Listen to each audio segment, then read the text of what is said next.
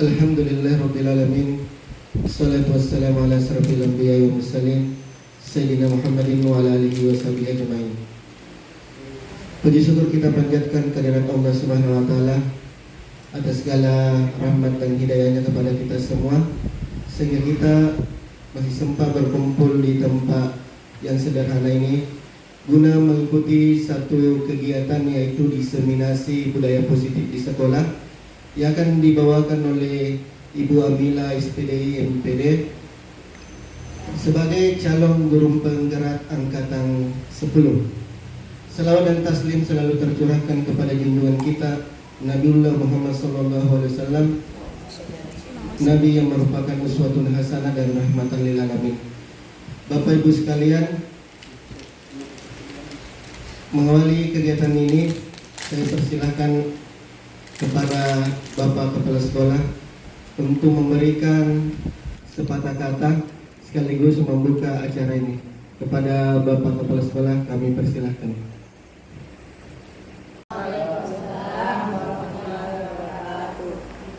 Bapak Ibu yang saya hormati, kalau kita ucapkan alhamdulillah karena kita masih sempat hadir bersama-sama di tempat ini untuk mengikuti kegiatan diseminasi budaya positif yang dilaksanakan oleh calon guru penggerak di angkatan ke-10 ini. Tak lupa kita memberikan salawat dan salam pada Nabi besar Muhammad SAW, Nabi sebagai uswatul hasanah bagi kita semua. Bapak Ibu yang saya hormati, seperti yang saya sudah sampaikan di kegiatan pertama tadi, bahwa ini adalah kegiatan yang sebenarnya sangat bermanfaat bagi kita jika kita betul-betul mengikuti dengan baik, dan terutama kepada kita ini, karena kita ini adalah calon-calon guru penggerak semua. Jadi harapan saya ini adalah bagaimana supaya kegiatan yang kita ikuti bersama ini memberikan motivasi untuk kita untuk bisa ikut juga di kegiatan seperti ini.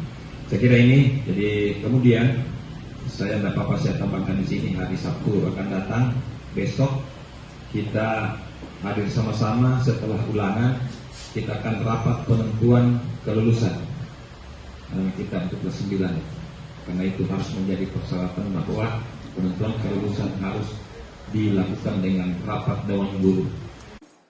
Demikianlah pemaparan atau sepatah kata dari Bapak Kepala Sekolah untuk memotivasi kita semua. Mudah-mudahan motivasi Bapak menambah semangat kita untuk mendukung guru penggerak ke depannya. Karena biar bagaimana Bapak Ibu, ke depannya itu kita sebagai guru tentang kita itu luar biasa, sehingga mau tidak mau kita harus mengikuti sama. Salah satunya dengan cara mengikuti guru penggerak ini. Karena ketika kita belajar mandiri itu kadang kurang termotivasi, tapi ketika kita dibimbing langsung lalu melalui PP maupun fasilitator itu akan lebih memotivasi kita. Mungkin seperti itu. Selanjutnya pemaparan diseminasi oleh calon guru penggerak angkatan 10, yaitu Bapak Ibu Amila SPDI MPD. Kepada Ibu disilakan. Oke, terima kasih Pak Aswan. Makan nasi pakai sambal belacan, tidak lupa pakai santan daun katuk. Kepada Bapak dan Ibu sekalian, saya ucapkan Assalamualaikum warahmatullahi wabarakatuh. Yang terhormat Bapak Kepala UPT SMP Negeri 2 Pinrang, yang terhormat Ibu Wakil Kepala UPT SMP Negeri 2 Pinrang, yang terhormat Bapak dan Ibu-ibu yang menyempatkan hadir pada kesempatan kali ini. Untuk mengawali diseminasi ini, saya ingin mengucapkan ribuan terima kasih sekali lagi untuk Bapak dan Ibu atas dukungannya yang sangat besar untuk saya pribadi untuk menjalankan pendidikan saya dalam program pendidikan guru penggerak ini. Jadi kehadiran Bapak dan Ibu sangat berharga buat saya untuk mendukung saya dalam setiap kegiatan yang akan saya lewati. Sebelumnya saya masuk ke materi, saya paparkan dulu apa sebenarnya tujuan dilaksanakannya diseminasi modul 1.4 ini. Sebenarnya pelaksanaan diseminasi ini adalah salah satu dari tugas kami sebagai calon guru penggerak untuk melaksanakan aksi nyata pada modul 1.4 yakni budaya positif. Ya, setelah sebelumnya saya dan teman-teman itu mengikuti materi pada modul 1.1 mengenai filosofi pendidikan dari Ki Hajar Dewantara, kemudian yang kedua itu adalah nilai-nilai dan peran guru penggerak, kemudian yang ketiga mengenai visi guru penggerak, dan saat ini masuk pada modul 1.4 yakni budaya positif. Jadi di sini juga saya ingin berbagi ilmu yang saya dapatkan pada pendidikan guru. Jadi kita upayakan adalah kita bisa bermanfaat untuk orang lain dan bisa terus maju untuk melakukan perubahan. Kemudian selanjutnya saya juga ingin mengajak teman-teman untuk bekerja sama karena budaya positif nantinya itu akan diterapkan di lingkungan sekolah kita. Jadi apalah artinya kalau cuma saya atau 1-2 orang teman saja yang ingin menerapkan, karena budaya positif ini adalah tanggung jawab kita semua. Makanya saya ingin mengajak teman-teman untuk bersama-sama berkolaborasi untuk menerapkan budaya positif ini nantinya. Kita saling sharing ya Pak ya, saling sharing untuk membuat sekolah kita ini lebih baik. Izin Pak.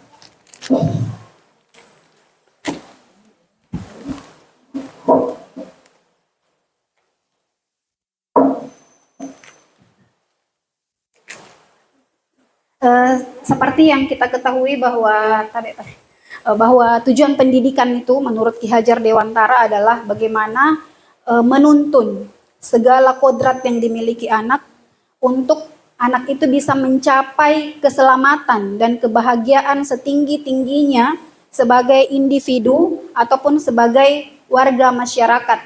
Nah, untuk bagaimana kita memberikan keselamatan yang setinggi-tingginya kepada murid kita perlu mengetahui yang disebut dengan budaya positif.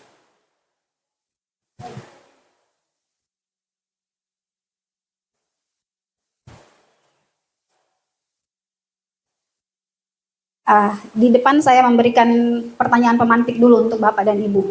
Jadi saya mohon Bapak Ibu untuk aktif memberikan pendapatnya mengenai pertanyaan pemantik ini. Apakah Bapak Ibu setuju apabila pemberian hukuman itu dapat mendisiplinkan murid?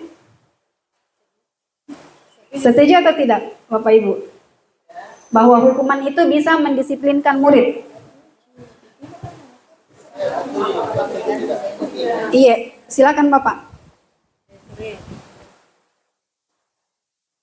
Kalau menurut saya, kalau menurut saya, pemberian hukuman mendisiplinkan murid itu bisa saja dilakukan, tetapi janganlah kita melakukan sesuatu tindakan yang negatif bagi siswa. Ya. Oh iya. Jadi menurut Pak Yusri bahwa hukuman bisa saja diberikan, tapi tidak hukuman yang negatif. Bagaimana, ada dari Ibu yang bisa memberikan masukannya? Pendapatnya mengenai pertanyaan pemantik ini? Apakah pemberian hukuman dapat mendisiplinkan murid? Bagaimana Ibu Haji Sumiati? Silakan.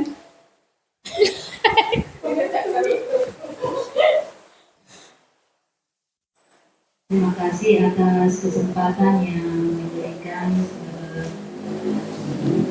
atas pertanyaan bahwa apakah pemberian hukuman dapat mendisiplinkan murid. Sebagaimana tadi yang dijelaskan oleh Pak Yusri, saya sependapat juga dengan beliau. Yang penting hukumannya ini tidak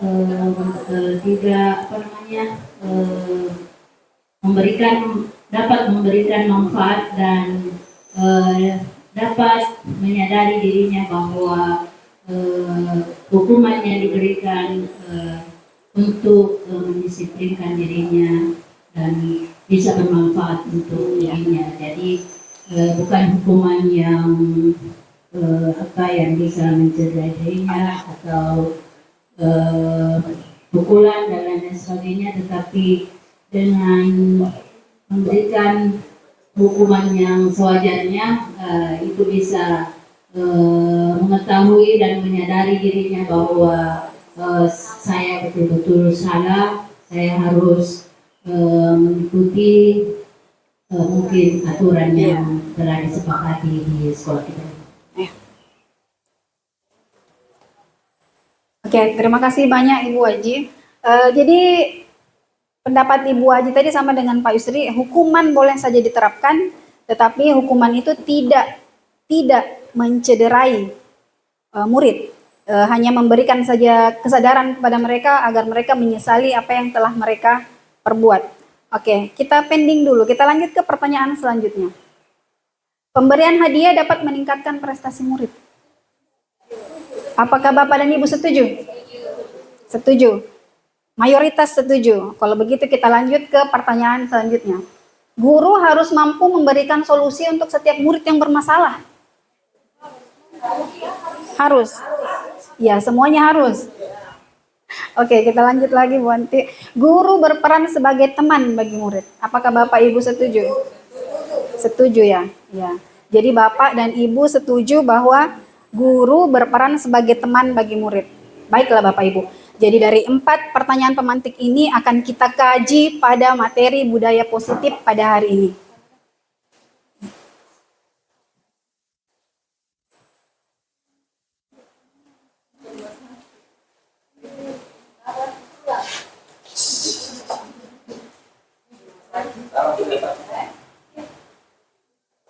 Oke, kita terlebih dahulu mengetahui apa sebenarnya budaya positif itu. Budaya positif di sini dikatakan bahwa perwujudan dari nilai-nilai atau keyakinan universal yang diterapkan di sekolah. Tadi mungkin Bapak dan Ibu masih mengingat apa yang disebut dengan nilai-nilai universal. Nilai-nilai universal itu adalah nilai-nilai kebaikan yang disepakati untuk kita yakini di sekolah kita. Untuk jenjang pendidikan kita berlandaskan pada profil pelajar Pancasila yang dirancang oleh Kemendikbudristek. Kita lanjut Bu Andri. Di sini kita akan membahas mengenai konsep-konsep inti untuk menciptakan budaya positif di sekolah. Di sini saya menyimpulkan ada 6. Yang pertama ada disiplin positif, kemudian motivasi perilaku manusia, keyakinan kelas atau keyakinan sekolah, kebutuhan dasar manusia, posisi kontrol guru, dan segitiga restitusi. Jadi kita akan membahas semua materi ini insya Allah dalam waktu 1 jam ke depan. Padahal Bapak Ibu ya, untuk mendapatkan materi ini kita di program guru penggerak itu membutuhkan waktu 2 minggu. Sementara hari ini saya harus menjelaskan ke Bapak Ibu dalam waktu 1 jam ke depan. Jadi saya berupaya bagaimana meminimalisir penjelasan saya tapi bisa mengena untuk Bapak Ibu supaya bisa sampai pada penerapan nantinya. Oke, kita mulai dengan menjelaskan kepada Ibu ada sebuah permainan di sini yang namanya cobalah buka. Di sini coba kepalkan tangan kita dengan membayangkan kita menyimpan sesuatu yang sangat berharga di sana. Kita kepalkan tangan kita. Kita perlu menjaga benda tersebut karena itu menyangkut kehidupan kita. Jika ada seorang teman membujuk, menghardik, mengintimidasi, memarahi, menggoda, menggelitik, bahkan menawari Bapak dan Ibu uang agar Bapak dan Ibu bersedia membuka kepalan tangan Bapak dan Ibu, apa yang akan Bapak Ibu lakukan? Apakah Bapak Ibu buka atau Bapak Ibu pertahankan untuk tidak dibuka? Ya, ada yang bertahan untuk bertahan beda untuk tidak dibuka. Ada yang tergantung dari berapa uang yang mau diberikan. Ya. Oh iya, tergantung dari apa isinya dulu di situ. Sesuatu yang sangat berharga. Iya. Iya, apa? Iya. Jadi apa yang akan kita lakukan? Di sini jawaban dari pertanyaan ini sebenarnya itu adalah berkaitan dengan kontrol, ilusi kontrol. Kadang kita bilang mau buka karena itu tadi mau bayar banyak. Tidak mau buka karena ini adalah sesuatu yang berharga. Apakah kalau teman tak paksa buka ini kita mau buka? Kadang kita mau buka. Kenapa? Karena temanku je. Iya dong. Guruku je suruh saya buka deh, buka. Atau saya bilang enggak, saya tidak mau buka. Itu adalah satu game yang bisa digunakan untuk memahami materi yang ada setelahnya. Di sini ada pergeseran paradigma teori kontrol oleh Dr. William Glasser. Ada 4 ilusi di sini. Ilusi guru mengontrol murid. Jadi kadang kita mengira kita kontrol murid tak. Hei, kasih bersih tuh. Hei, kasih ini. Nah, kerja semuanya. Apakah yakin bahwa mereka kerjakan itu karena mereka mau? Karena kita bisa mengontrol mereka? Tidak. Sesungguhnya mereka itu hanya karena menghargai kita atau takut kepada kita. Jadi bukan karena kita berkuasa atas mereka. Kemudian ada ilusi bahwa semua penguatan positif efektif dan bermanfaat. Di sini penguatan positif yang dimaksud adalah bujukan. Anakku, bersihkan dulu itu Iya, supaya bagus dilihat. Mereka nanti wali kelasmu. Apakah mereka melakukan itu kemudian karena mereka sadar atau akan kewajiban mereka, akan tanggung jawab mereka untuk menjaga kebersihan? Tidak seperti itu. Jadi mereka bukan karena itu. Ilusi bahwa kritik dan membuat orang merasa bersalah dapat menguatkan karakter. Jadi kalau ada anak tak bersalah, kita kritik.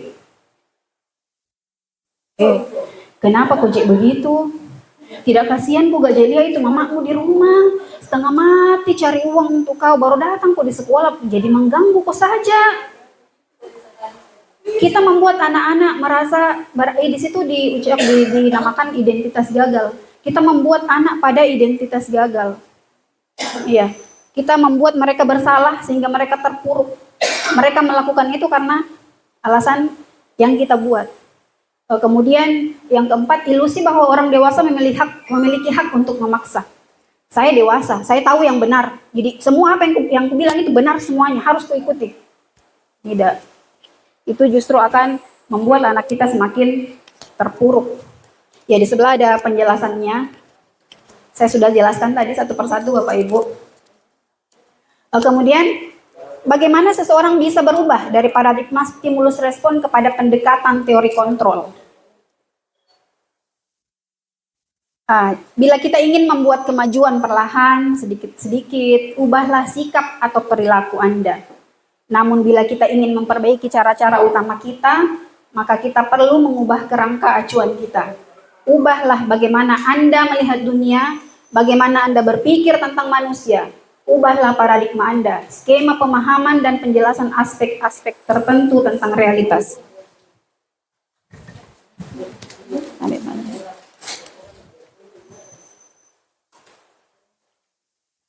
Di sini ada stimulus respon menuju ke teori kontrol. Jadi kita berusaha untuk berubah dari paradigma stimulus respon menuju ke teori kontrol. Dikatakan bahwa realitas kebutuhan kita itu sama. Padahal sesungguhnya realitas atau kebutuhan kita itu berbeda. Setiap anak memiliki kebutuhan yang berbeda. Kemudian semua orang melihat hal yang sama. Tidak. Anak-anak kita itu terdiri dari beberapa macam karakter. Gambaran mereka berbeda tentang sesuatu. Kemudian kita mencoba mengubah agar orang berpandangan sama dengan kita. Padahal sesungguhnya seharusnya kita berusaha memahami bahwa pandangan orang lain itu tentang dunia itu berbeda. Kemudian perilaku buruk dilihat sebagai suatu kesalahan. Kita cenderung ketika anak melakukan sesuatu, kita kerasi, kita kira mereka melakukan kesalahan, padahal sesungguhnya semua perilaku itu memiliki tujuan. Mungkin mereka melakukan itu karena mereka butuh akan kasih sayang, sehingga mereka cari perhatian kepada kita, seperti itu. Kemudian orang lain bisa mengontrol saya. Guru kok bisa nak kontrol kak, piko kerjain. Tidak, padahal sesungguhnya saya itu yang mengontrol diri saya. Saya lihat guru saya hargai dia, sehingga saya melakukan hal yang diperintahkan misalnya. Kemudian saya bisa mengontrol orang lain. Tidak bisa, Anda tidak bisa mengontrol orang lain. Setiap orang punya kehidupan yang berbeda.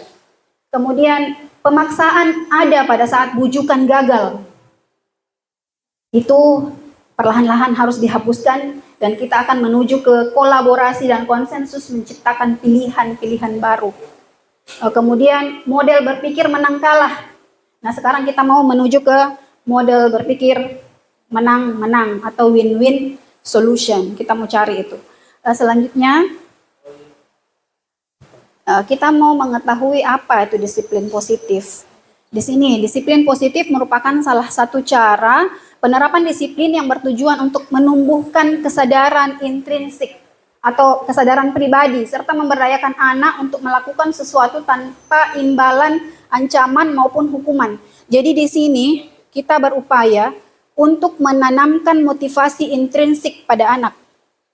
Bukan karena ancaman bukan karena hukuman yang diberikan. Jadi kita ingin agar anak kita itu berubah karena kemauannya sendiri, karena kesadaran pribadinya. Nah, itulah yang disebut dengan disiplin positif. Biasanya itu kita kalau bahasa disiplin dipakai langsung ke negatif. Pergi di bank harus pakai masker, nyaman tidak? Tidak nyaman. Kemudian misalnya apa lagi ya, kalau pergi ke sini harus begini, pergi ke sini harus naik motor harus pakai helm. Naik motor harus pakai helm karena apa Bapak Ibu? Ada razia? Tidak, tapi karena untuk keselamatan. Jadi ada sesuatu yang mau dituju ya. Ini nilai apa yang ada di situ? Nilai apa yang ada pada disiplin positif yang mau diterapkan? Jadi kesadaran tak bahwa oh iya saya pakai helm karena saya mau selamat dalam perjalanan. Saya pakai masker untuk alasan kesehatan, bukan karena disuruh sama Pak Satpam. Iya, oke. Kemudian itu nilai-nilai kebajikan saya sudah singgung tadi Bapak Ibu. Jadi nilai-nilai kebajikan universal adalah prinsip-prinsip moral yang dianggap sebagai panduan perilaku yang baik dan benar oleh banyak budaya dan agama di seluruh dunia. Di sini saya tampilkan profil pelajar Pancasila sekali lagi karena kita di institusi pendidikan. Selanjutnya motivasi perilaku manusia. Jadi ada 3 motivasi perilaku manusia. Yang pertama itu ada karena menghindari ketidaknyamanan atau hukuman. Mau pergi cepat-cepat ke sekolah besok. Kenapa ditahan lagi nanti di pos satpam disuruh kamu bersihkan. Atau yang kedua, mendapatkan imbalan untuk penghargaan. Bilang ya wali kelasku kalau cepat kita datang dikasih ki bintang. Mau cepat datang deh. Atau yang ketiga, menghargai diri dan menjadi orang yang mereka inginkan. Saya mau datang ke sekolah karena mau kak disiplin. Mau kak belajar memang dari sejak dini bagaimana mendisiplinkan diri. Kira-kira yang mana kita pilih Bapak Ibu? 1, 2, atau 3? Tapi yang mana kita lihat sama anak-anak Bapak Ibu saat ini? 1 dan 2. Nah, dengan mempelajari dan menerapkan budaya positif nantinya perlahan-lahan. Biar susah memang, all beginning is difficult. Semua permulaan itu memang susah. Jadi perlahan-lahan kita akan menuju ke motivasi perilaku yang ketiga. Oke. Selanjutnya hukuman, konsekuensi, dan restitusi. Kita memahami dulu apa sih sebenarnya hukuman, konsekuensi, dan restitusi itu sama kah? Nah ini tadi yang dibahas di awal Pak Yusri, Ibu Aji. Apakah tadi yang diberikan itu adalah yang bisa kita berikan ke anak kita itu hukuman? Ataukah harusnya konsekuensi? Ataukah restitusi? Di sini hukuman. Sifatnya tidak terencana, bersifat satu arah, bisa berupa hukuman fisik.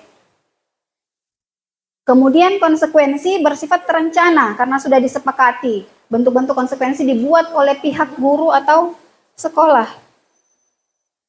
Biasanya tidak melibatkan murid. Padahal harusnya melibatkan murid. Kemudian posisi restitusi.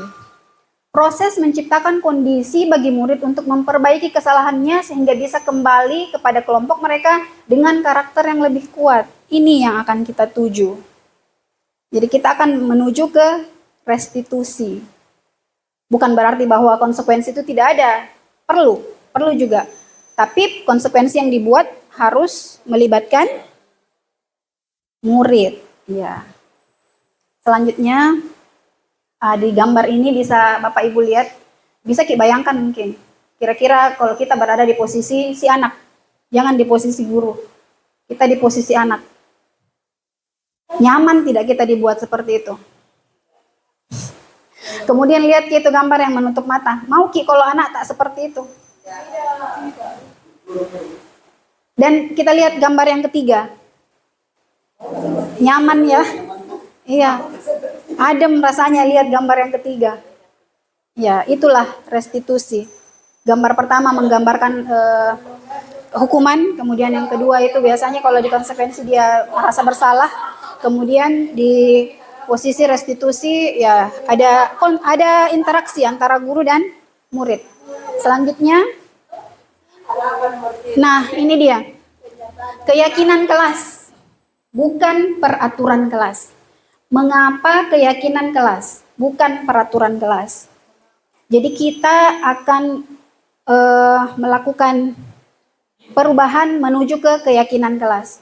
Selama ini kita kan buat peraturan. Yang buat peraturan siapa? Guru. Kepala sekolah, guru. Tidak melibatkan murid. Sama sekali tidak melibatkan murid. Nah, sekarang kita akan berupaya untuk berubah menuju ke pembuatan keyakinan kelas atau keyakinan sekolah. Keyakinan kelas dibuat berdasarkan kesepakatan antara guru dan murid dan bersifat universal. Kemudian di sini ada peraturan biasanya dibuat oleh guru bersifat satu arah. Jadi mau tak saja, tidak peduli amat deh apa maunya muridku, saya mau kok begini. Ya. Oke, selanjutnya prosedur pembentukan keyakinan sekolah atau kelas. Jadi kita lihat ya Bapak Ibu, mohon diperhatikan mengenai prosedur pembentukan keyakinan kelas dulu ya. Mungkin kita mulai dari skala kecil dulu di kelas kita masing-masing. Apalagi mau milih tahun ajaran baru, jadi bisa mungkin nanti ini diterapkan ya di wali kelasnya masing-masing. Pertama, mempersilahkan warga sekolah atau murid untuk mencurahkan ide tentang peraturan yang akan disepakati. Apa mau tak anak-anakku? Kelas seperti apa yang kita mau? Kemudian mencatat semua masukan. Jadi bisa kita catat. Suruh anak-anak tak catat di papan. Ya, catat di papan apa maunya semua. Kemudian perlu Bapak Ibu perhatikan yang poin ketiga. Kita akan mengganti kalimat negatif menjadi kalimat positif. Jadi karena dulu waktu kita buat peraturan dilarang merokok, dilarang ribut, dilarang buang sampah. Sekarang karena kita mau menciptakan disiplin positif, budaya positif, jadi kita mengubah semua kalimat negatif yang digunakan menjadi kalimat yang positif. Misalnya dilarang buang sampah kita ubah menjadi menjaga kebersihan kelas dan sekolah misal. Kemudian apalagi jangan berisik. Jangan berisik. Bisa diganti dengan menjaga ketenangan. Dilarang bertengkar dan berkelahi menjadi saling menghargai antar teman. Atau bisa menghargai guru, menyayangi teman. Oke, selanjutnya tinjau kembali curahan pendapat yang terkumpul dan susun menjadi keyakinan kelas. Tinjau kembali. Siapa tahu ada yang terlalu panjang bahasanya, bisa dikasih lebih simpel supaya anak-anak hafal. Jangan cuma sekedar dipajang, dilewati tiap hari. Tidak diingat, begitu ditanya, apa keyakinan kelas tak? Pada saat proses restitusi itu, apa keyakinan kelas? Tidak aku tahu Ibu, karena terlalu panjang. Kemudian tinjau ulang keyakinan kelas yang sudah tersusun. Misalnya sudah disusun banyak sekali. Banyak sekali poinnya. Nah, kita upayakan untuk membuat dia lebih sedikit supaya murid-murid kita bisa mengingat. Di sini 3 sampai 7 keyakinan lah. 3 sampai 7 keyakinan yang bisa kita buat untuk di kelas kita. Selanjutnya, meninjau dan menyetujui dengan menandatanganinya. Jadi bisa kita tulis di kertas, dikasih cantik-cantik, baru ditandatangani oleh seluruh warga kelas. Sebagai pertanda bahwa keyakinan ini bukan buatan guru, tapi buatan murid yang disepakati bersama dengan guru-gurunya. Selanjutnya, kebutuhan dasar manusia dan dunia berkualitas. Ada 2. Jadi di sini kebutuhan dasar manusia ini adalah alasan mengapa ketika murid kita melakukan sesuatu. Misalnya murid kita melakukan suatu kesalahan, itu tentu ada alasannya. Nah, di sini kita akan memahami itu. Kebutuhan dasar manusia di situ ada 5, Bapak Ibu. Yang pertama yang berwarna ungu itu nomor 1. Itulah satu-satunya yang berhubungan dengan fisiologis, yakni kebutuhan untuk bertahan hidup. Contohnya apa, Bapak Ibu? Ya, pangan, kemudian sandang, papan. Ya, itu yang disebut dengan kebutuhan untuk bertahan hidup, itu fisiologis. Dan 4 yang lainnya itu adalah berhubungan dengan psikologis anak. Di sini yang kedua ada kasih sayang dan rasa diterima, kemudian penguasaan, kebebasan, dan kesenangan. Jadi kebanyakan murid kita itu melakukan kesalahan tanpa kita sadari, kita ketahui bahwa ternyata mereka melakukan karena alasan-alasan ini. Nah, kita mau mengkaji dulu Ibu, Bapak. Kira-kira yang poin nomor 1 ini, aku senang main kejar-kejaran dengan ibu guru, seru. Berarti ini anak di sini mau mencari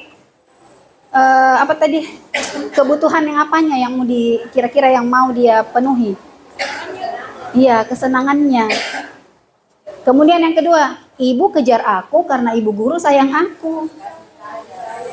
Iya, dia butuh kasih sayang. Kemudian, aku hebat kan bisa bikin ibu guru kejar aku? Iya. Apa itu, Bu? Iya, penguasaan, betul sekali, penguasaan, kebutuhan akan penguasaan. Kemudian, aku bosan belajar mewarnai terus di dalam kelas. Muka lagi yang lain, dia jangan di kelas terus.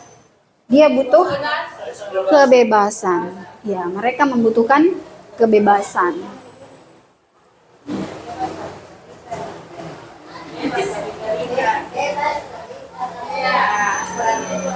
Ini di sini diajak dulu menghayal. Baca dulu ini pertanyaan, kemudian tutup mata tak semua, bayangkan nih jawabannya.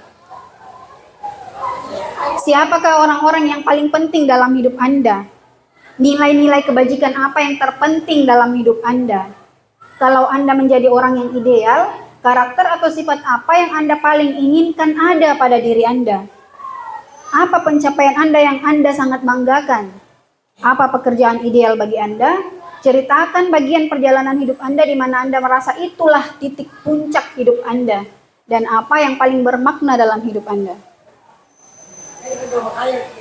Kalau kita tutup mata sejenak, tentu yang ada adalah apa? Surga dunia kapan? Iya, karena yang dibayangkan itu adalah hal-hal yang ideal semuanya, yang bagus-bagus, yang positif. Bapak Ibu, itulah yang disebut dengan dunia berkualitas. Kadang anak-anak kita itu menginginkan hal itu tapi tidak terpenuhi, sehingga mereka melakukan kesalahan.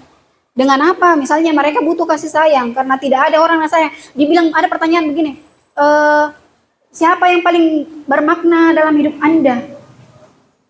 Mau bilang mamaku meninggal nih, mau bilang bapakku meninggal nih, neneknya selalu marah tiap hari. Apakah itu yang dia mau?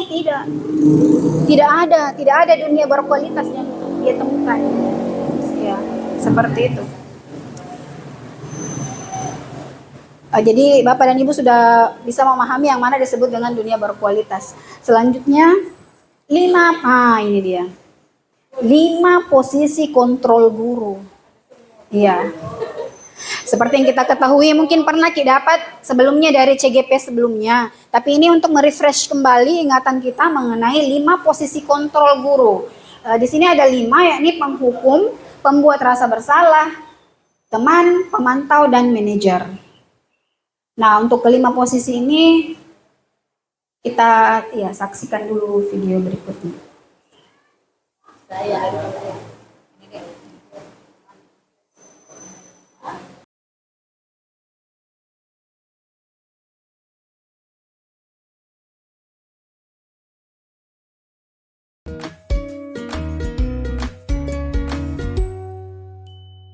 Salam bahagia Ibu dan Bapak guru hebat. Dalam penerapan disiplin positif restitusi, salah satu program yang dikembangkan adalah 5 posisi kontrol. 5 posisi kontrol dalam restitusi adalah proses perjalanan seorang pendidik agar dapat mengenali dirinya. Pada video kali ini, kita akan membahas tentang 5 posisi kontrol yang dikembangkan oleh Diane Goossen dan contoh penerapannya.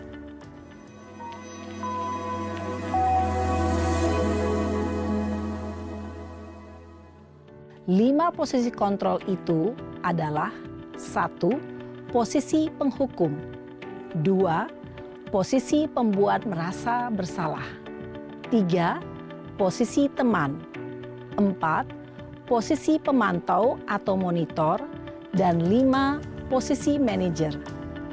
Untuk lebih memahami kelima posisi tersebut, mari kita saksikan kasus Naren yang terlambat hadir 20 menit di sekolah dan melihat bagaimana kelima posisi kontrol dalam menghadapi masalah tersebut.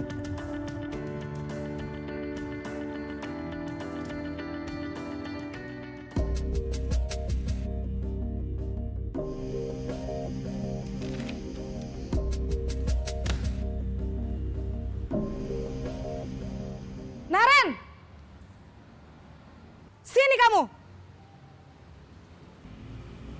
Selamat pagi, Bu. Selalu terlambat. Kamu deh, pasti terlambat. Maaf, Bu. Saya... Apa? Apa coba? Alasan kamu apa lagi? Kapan sih kamu tidak terlambat? Malas sekali ya kamu jadi anak. Saya... Dasar pemalas. Gak kapok-kapok sih kamu. Sudah berapa kali terlambat? Sana. Kamu keliling lapangan basket 2 kali. Kenapa saya harus keliling lapangan basket, Bu? Kenapa? Kamu mau lawan ibu? Berani-beraninya jawab. Sudah terlambat, masih berani jawab pula. Sekarang, keliling lapangan basket 5 kali sekalian. Biar kapok. Cepat. Pergi sana ke lapangan basket. Posisi penghukum biasanya berbicara dengan nada tinggi, menghardik, menunjuk-nunjuk, menyakiti, dan menyindir. Hukuman bisa berupa fisik maupun psikis. Ibu dan Bapak guru hebat, dampak yang terjadi pada murid ketika guru berada pada posisi penghukum adalah murid cenderung akan memberontak, bahkan menyimpan dendam.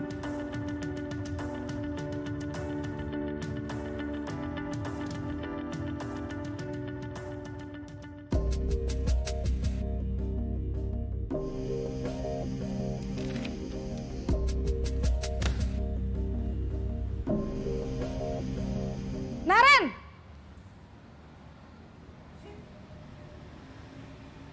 Selamat pagi, Bu. Naren. Kamu kenapa terlambat lagi, Nak? Ya Tuhan, Naren. Kamu senang ya bikin ibu susah ya? Kalau kamu terlambat lagi, nanti ibu yang ditegur Bapak Kepala Sekolah, Nak. Disangka ibu tidak bisa membina kamu. Duh, gimana ini? Maaf, Bu. Duh, Gusti Naren. Kamu suka ya kalau ibu ditegur Bapak Kepala Sekolah? Terus, sekarang ibu harus tulis apa ini di buku absen? Ini kamu sudah sering terlambat loh. Ibu harus apa coba? Maaf, Bu. Maaf sekali. Ya sudah, lain kali jangan bikin ibu susah lagi ya, Nak ya. Ibu tidak akan kuat lagi kalau kamu begini terus. Bisa jantungan kalau ibu ditegur Bapak Kepala Sekolah. Sana cepat ke kelas. Maaf ya Bu, maaf sekali. Posisi pembuat rasa bersalah berbicara dengan nada tenang, cenderung lembut. Namun kata-kata yang diutarakan membuat murid merasa menjadi orang yang gagal. Memandang buruk dirinya sendiri, merasa tidak berharga, dan tidak sanggup membahagiakan orang lain. Ketika guru mengambil posisi pembuat rasa bersalah, murid akan menganggap dirinya yang bersalah dan ia akan menyimpan emosi negatif tersebut di dalam dirinya.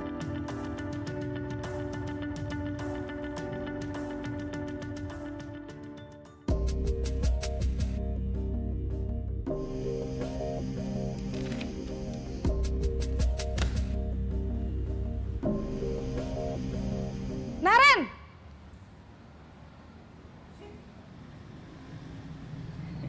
Selamat pagi Bu. Wah, sudah jam berapa ini, Nak? Terlambat lagi ya, sayang. Iya Bu, habis ibu saya lupa bangunkan saya Bu. Kamu malah menyalahkan ibu kamu. Kamu bukannya anak yang larinya paling kenceng. Kok terlambat sih? Iya Bu, saya memang terlambat bangun tadi. Jadi biarpun saya lari kencang, tetap gak kekejar Bu. Ya sudah sana, nanti lain kali larinya lebih kenceng lagi ya. Biar gak terlambat lagi. Bikin seneng ibu, demi ibu. Bisa kan? Bisa lah Bu. Ya sudah sana masuk kelas. Ibu beresin urusan absen kamu. Kamu ini ada-ada saja. Dalam posisi teman, guru berbicara dengan nada suara ramah, akrab, cenderung bersenda gurau untuk menjaga suasana tetap santai. Murid akan merasa senang, aman, dan akrab dengan guru. Identitas yang tercipta adalah identitas sukses atau berhasil. Namun, perlu diingat, karena ini masih dorongan eksternal, maka ada faktor ketergantungan dari murid kepada orang tertentu. Di sini, guru absennya, sehingga di lain waktu, murid bisa berperilaku baik, namun hanya kepada orang-orang tertentu saja.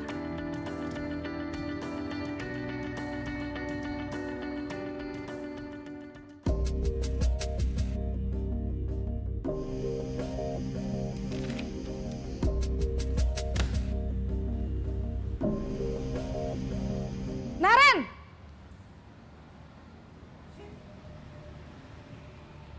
Selamat pagi Bu. Naren, apa peraturan sekolah kita tentang jam berapa kita harus masuk sekolah, Nak? Kita harus di sekolah jam 7 Bu. Iya betul, sekarang sudah jam 7.20. Naren sudah tahu konsekuensinya jika terlambat hadir. Paham Bu, saya harus tinggal kelas pas jam istirahat selama 20 menit. Iya benar, konsekuensinya demikian. Jadi nanti jam 9.30 pas istirahat, kamu harus tinggal di kelas, kerjakan tugas tambahan untuk ketertinggalan kamu, ya? Baik Bu. Posisi pemantau mengandalkan penghitungan atau data untuk mengontrol murid. Guru mengarahkan murid berdasarkan peraturan dan konsekuensi. Seorang pemantau menunjukkan bahasa tubuh dan ekspresi wajah yang datar dan cenderung formal.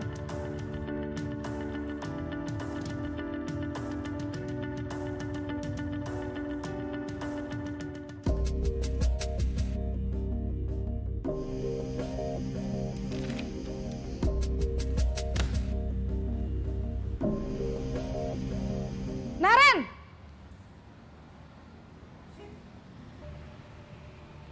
Selamat pagi Bu. Selamat pagi, Naren. Maaf Bu, saya terlambat. Iya, sekolah masuknya jam 7, sekarang sudah jam 7.20. Jadi sekarang bagaimana ini, Naren? Maaf Bu, saya lupa setel alarm saya semalam. Baiklah, menurut kamu, keyakinan sekolah yang mana yang perlu kamu tingkatkan? Menghargai diri sendiri dan orang lain mungkin ya Bu.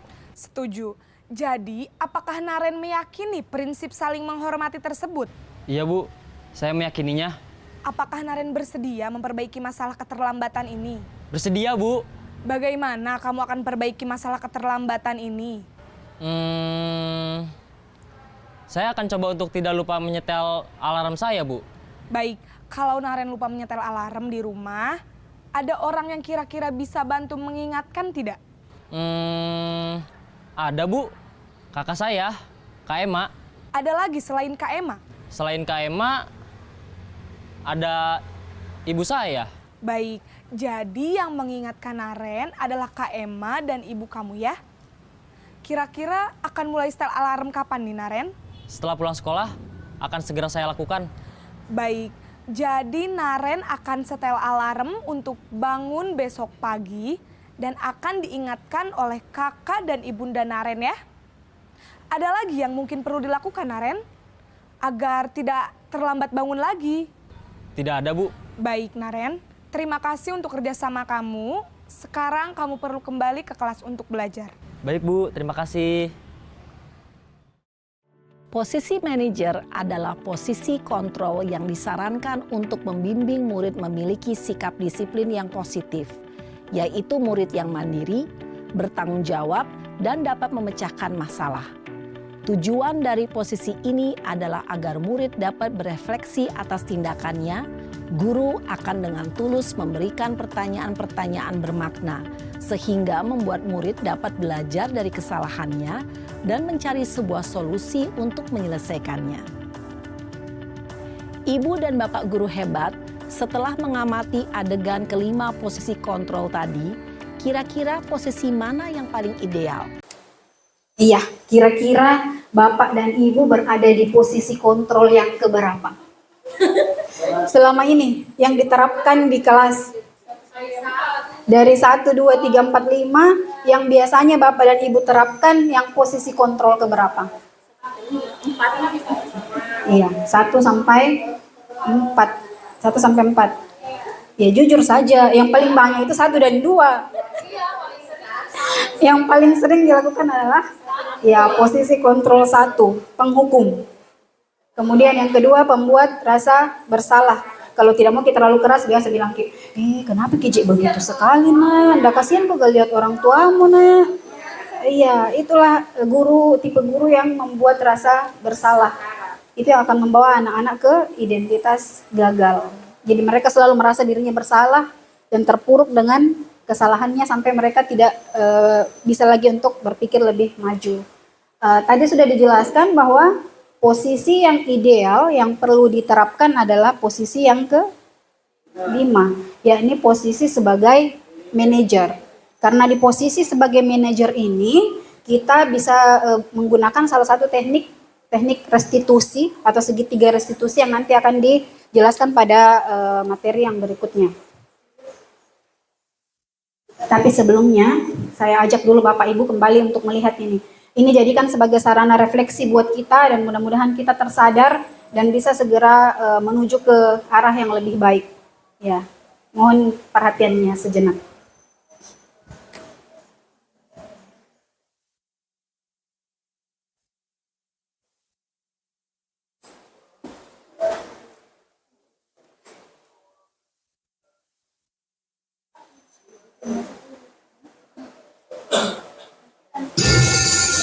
Ibu sudah pernah bilang kan sama kalian semua, kalau ibu sengaja mengambil jam pertama untuk mata pelajarannya ibu, untuk melatih kalian disiplin. Kalian tahu ya peraturannya ibu? Kecil sekali Pak. Video. Kalian ini apa Pak? Dari yang dengar kan? Kenapa masih ada yang terlambat? Saya mana? Saya di mana? Pokoknya ibu sudah bilang, ibu tidak akan mulai pelajaran kalau ada yang terlambat. Terlambat. Kayla, sini kok. Apa yang saya lakukan Kayla? Hah? Tiduran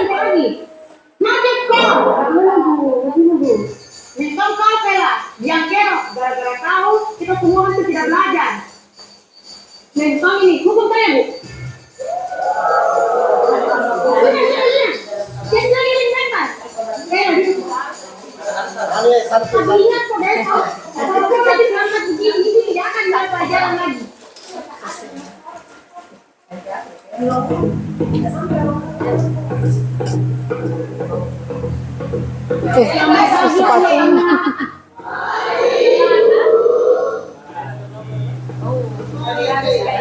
Betul-betul ini kayak lagi, tidak ada tobat-tobatnya. Kemarin sudah dilempari nih gara-gara terlambat masuk kelas. Ada yang tahu kemana kayak?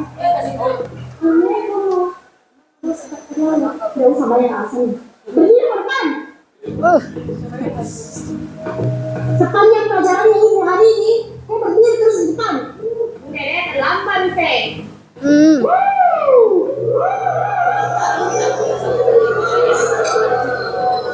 Berani kita sesuai dengan lempar begitu. Perlu mati. Tidak datang.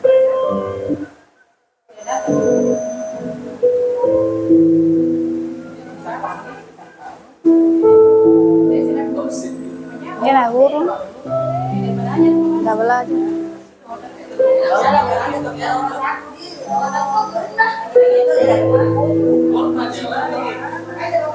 Sudah 1 jam lebih nih kalian tidak datang. Tidak ada yang tahu kenapa. Mungkin hari ini tidak masuk ibu karena takut tidak kasih surat orang tuanya.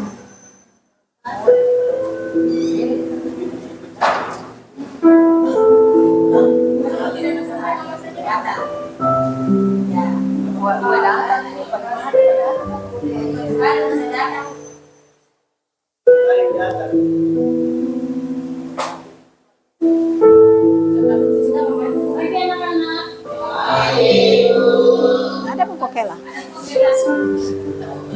Ada segala. Dan terlambat muka lagi. Kela ke depan tuh. Kenapa? Berdiri kok di situ.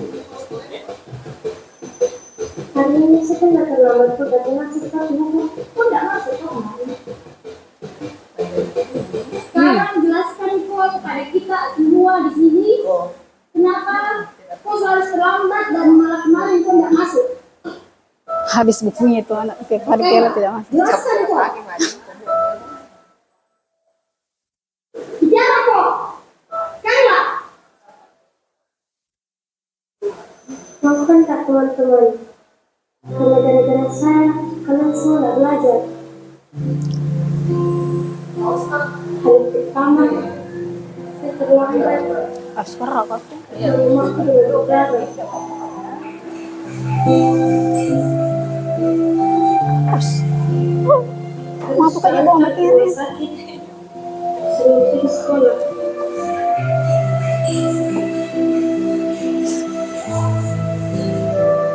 Hari kedua, terlambat ke sekolah karena harus ke rumah sakit. Suapin makan dulu mamaku dari situ sekolah. Hari ketiga kembali, saya tak masuk sekolah.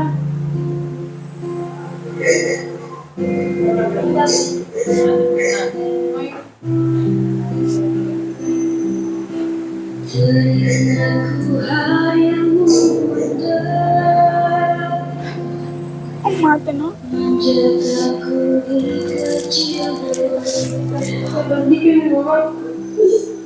Apakah tergetar hatimu? Di sini anakmu terjatuh.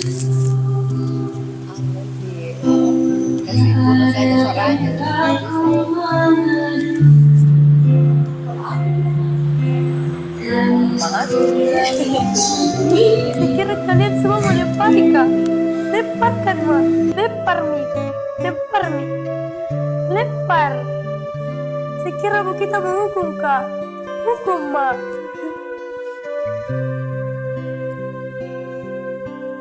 Apakah tergetar hatimu? Di sini anakmu terjatuh. Rinduku hadir. hadirmu oh bunda, tidurkanku dalam pelukmu.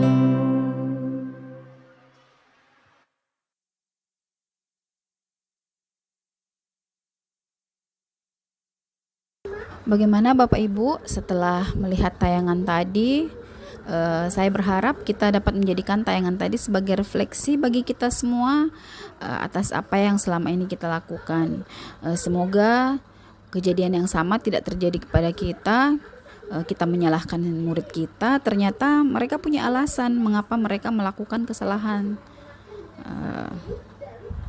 Berikutnya kita akan masuk pada materi mengenai segitiga restitusi.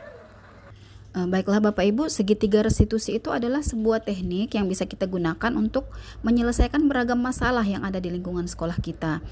Segitiga restitusi itu terdiri atas 3 tahapan, yakni yang pertama tahapan menstabilkan identitas.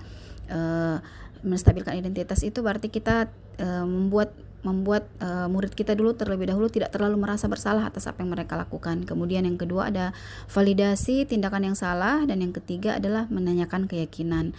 Baiklah Bapak Ibu, di sini dijelaskan oleh Gosen bahwa segitiga restitusi itu adalah bagaimana kita bisa memperbaiki keadaan murid-murid kita sehingga pada saat dia kembali ke kelompoknya dia akan menjadi lebih baik. Bapak Ibu, di sini dijelaskan lebih jelas lagi mengenai apa yang harus kita lakukan pada tahapan segitiga restitusi. Yang pertama, pada tahapan menstabilkan identitas, Bapak Ibu bisa menanyakan beberapa pertanyaan kepada bisa menyampaikan beberapa hal kepada murid Bapak dan Ibu. Misalnya, setiap orang itu pasti pernah berbuat salah. Ibu juga pernah berbuat salah. Dan bisa juga Ibu mengatakan bahwa berbuat salah itu adalah sebuah hal yang sudah natural, lumrah begitu. Kemudian pada tahapan validasi tindakan yang salah, Bapak Ibu bisa menanyakan kepada murid Bapak dan Ibu, misalnya apakah sebenarnya alasan yang mereka mendasari tindakan mereka melakukan kesalahan tersebut. Jadi Bapak Ibu bisa mengetahui kebutuhan apa sebenarnya yang mereka ingin penuhi dari tindakan yang mereka lakukan. Nah, pada tahapan terakhir Bapak Ibu bisa menanyakan keyakinan kelas yang Bapak Ibu pernah sepakati dengan mereka, dengan mengatakan apakah kalian masih ingat atau apakah kamu masih ingat keyakinan kelas yang pernah kita sepakati? Sebenarnya kamu ini ingin menjadi orang yang seperti apa, orang yang bagaimana, sehingga antara Bapak dan Ibu itu dengan murid terjalin sebuah komunikasi yang baik. Murid akan merasa bahwa Bapak dan Ibu bisa merasakan apa yang mereka rasakan, sehingga tercurahlah semua apa yang unek-unek yang ada dalam hati mereka yang ingin mereka utarakan. Bapak Ibu, di sini ada 2 kasus yang pernah saya terapkan dalam kelas yang saya ajar. Mudah-mudahan ini bisa menjadi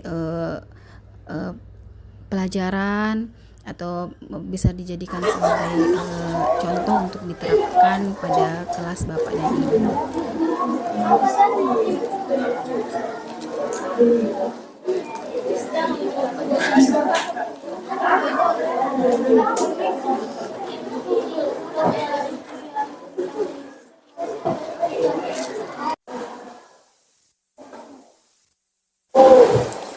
Kenapa begini buku Zara?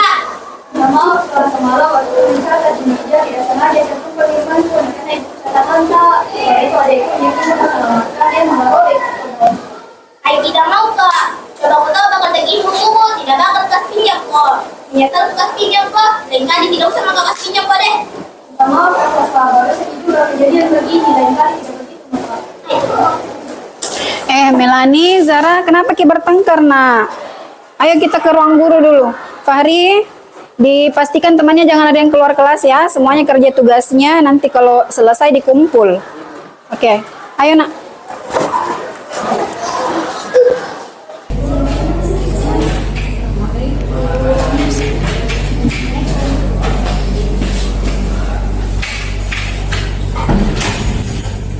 Sini dulu.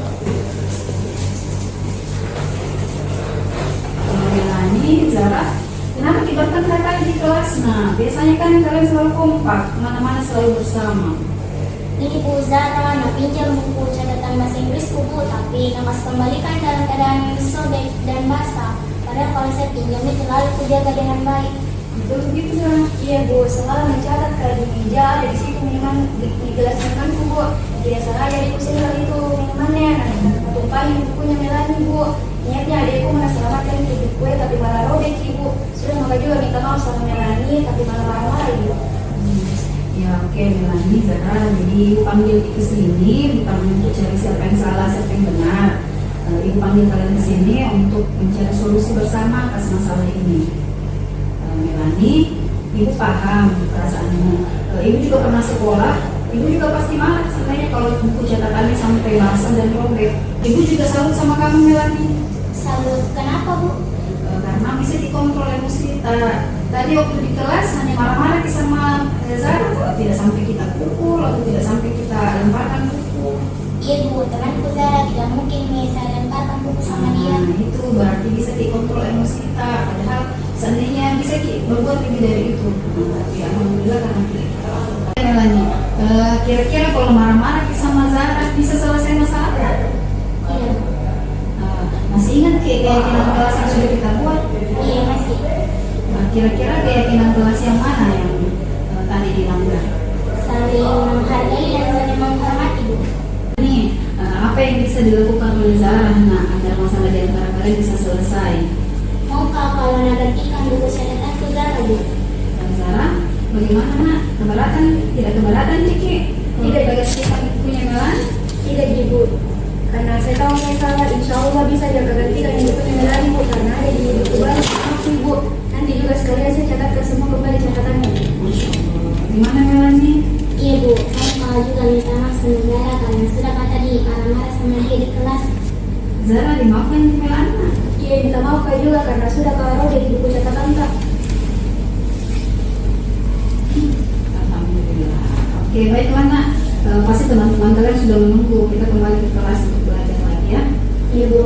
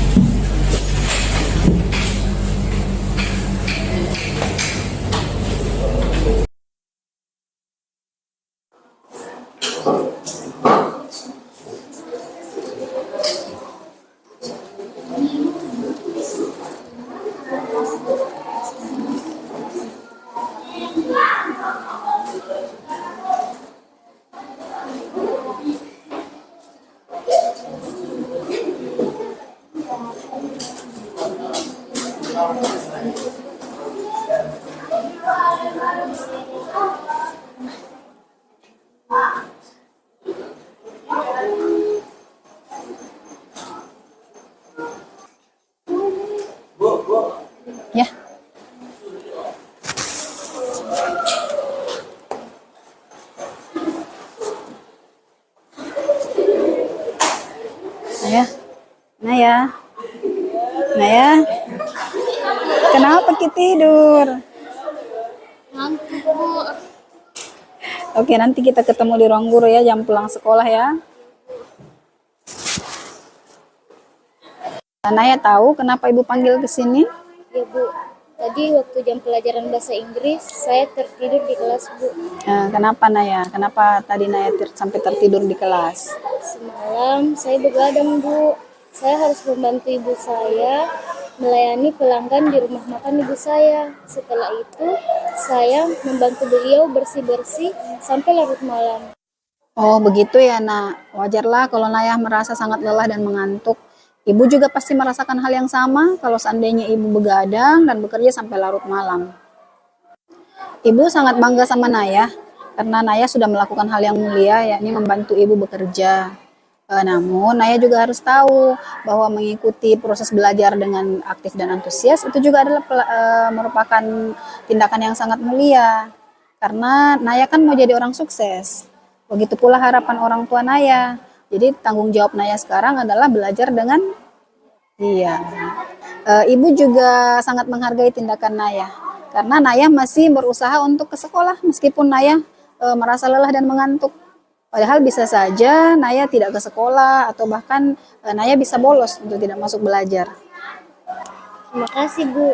Naya senang datang ke sekolah. Naya bisa belajar dan bertemu teman-teman. Masya Allah. Tapi apakah tindakan Naya yang tertidur di kelas saat pelajaran berlangsung itu adalah suatu tindakan yang benar? Tidak Bu, saya salah. Setiap manusia pasti pernah berbuat salah. Nah, Ibu juga pernah berbuat salah. Di sini Ibu memanggil Naya bukan untuk mencari siapa yang salah, tapi Ibu ingin mengajak Naya untuk mencari solusi atas masalah Naya yang tertidur di kelas. Naya masih ingat dengan keyakinan kelas yang sudah kita buat bersama? Ya Bu, masih. Kelalaian Naya yang tertidur saat jam pelajaran berlangsung itu melanggar keyakinan kelas kita yang mana, Nak? Belajar dengan aktif dan antusias Bu. Apakah Naya bersedia untuk memperbaiki kesalahan yang sudah Naya perbuat? Bersedia Bu, saya berjanji tidak akan mengulanginya lagi. Janji untuk tidak mengulangi itu hal yang baik. Nah, tapi kira-kira apa yang bisa Naya lakukan untuk memperbaiki kesalahan Naya yang tadi? Naya akan mengatur waktu sebaik mungkin Bu. Naya juga akan tidur tepat waktu dan menggunakan waktu jam istirahat sebaik mungkin. Baik. Nah, untuk mengejar pelajaran yang tertinggal saat Naya tidur tadi, apa yang akan Naya lakukan? Naya akan menanyakan pelajaran yang tertinggal kepada teman Naya Bu. Kapan Naya akan mulai melakukan itu? Mulai hari ini dan seterusnya. Baiklah, Naya sudah berusaha untuk menjadi yang lebih baik. Ibu doakan semoga kelak Naya bisa menjadi orang yang sukses, yang bisa mengatur waktu, dan tetap antusias dan aktif dalam belajar. Terima kasih Bu. Sekarang sudah waktu pulang, Nak. Naya bisa siap-siap untuk pulang. Iya Bu, Naya pamit Bu. Iya, nah hati-hati di jalan ya. Assalamualaikum Bu. Waalaikumsalam warahmatullahi wabarakatuh.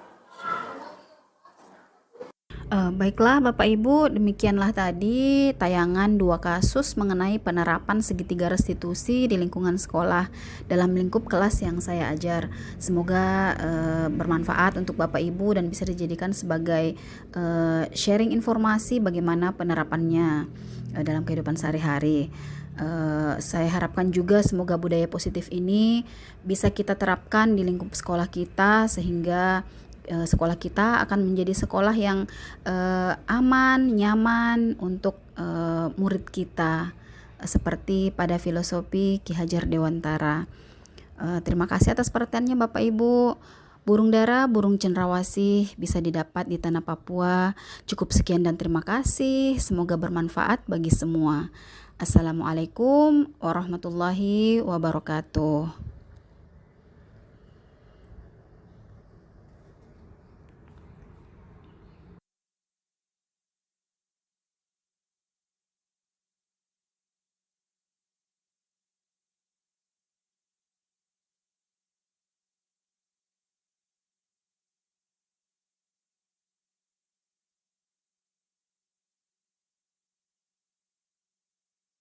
Demikianlah pemaparan materi yang telah dibawakan oleh Bu Amila SPD MTD.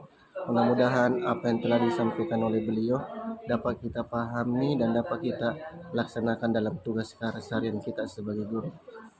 Karena waktu menjelang sholat Jumat, marilah kita menutup acara ini dengan ucapan Alhamdulillahirrabbilalamin. Assalamualaikum warahmatullahi wabarakatuh.